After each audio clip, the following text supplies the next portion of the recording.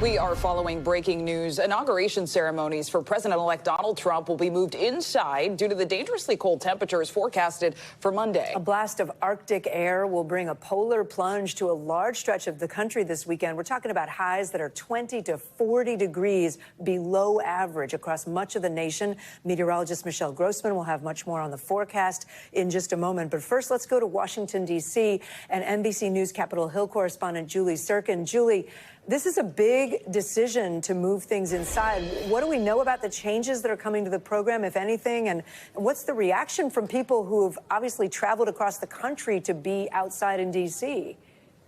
Yeah, guys, all great questions. This is a huge change. In fact, the last time this happened was actually in 1985 during Ronald Reagan's second inauguration, when temperatures were even colder than they were predicted to be on Monday. And you're right. Look, I'm steps away, just to be clear, where they are currently preparing what inauguration was supposed to be like. There are people all over this Capitol, inside and out, trying to make these changes. But you have to understand that I remember weeks ago, they started planning for this. They had rehearsals. They had law enforcement personnel all around, of course, directed by Secret Service to try and plan ahead for Inauguration Day. Now, all of this is different, and essentially everybody is scrambling. You mentioned the people that have traveled all this way to see the president-elect be inaugurated, of course, Donald Trump. Take a listen to a little bit of what my colleague Gary Grumbach had to hear from some of them.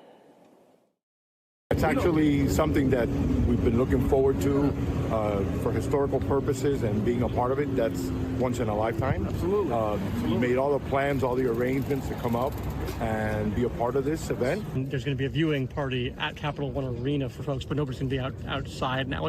What's your reaction to that? So we're not going to get to see it in person then? Is that correct? That's right. Well, I don't like it. I mean, we came all the way to Worston from Oklahoma, and now we're not going to get to see it. We might as well stay home and watch it on TV. Obviously, people aren't happy, but, as Trump posted on his online platform, this could be dangerous for all of the supporters who came to town to see him, the horses, the law enforcement personnel. I mean, it's going to be really cold on Monday. Yeah, it really will be, Julie. And it's also going to change security, right? Talk about the changes that are going to have to happen, especially if it's happening inside the Capitol.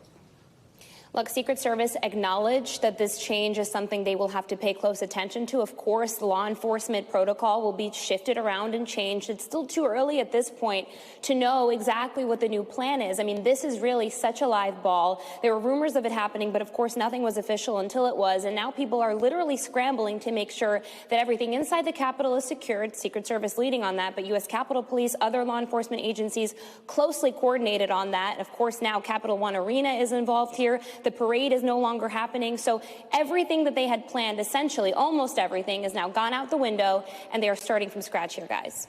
Julie Tsirkin, thanks so much.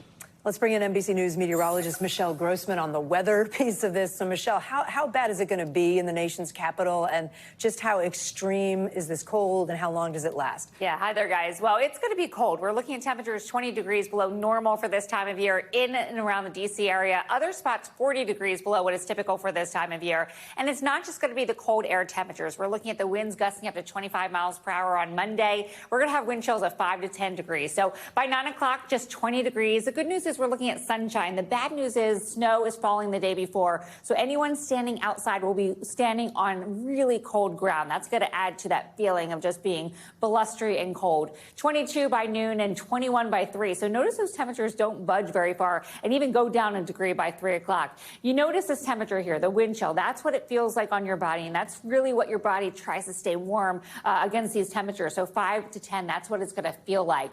Now, this could go down as the coldest inaugurations on record.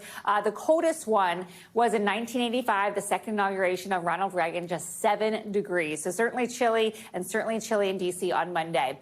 Thanks for watching. Stay updated about breaking news and top stories on the NBC News app, or follow us on social media.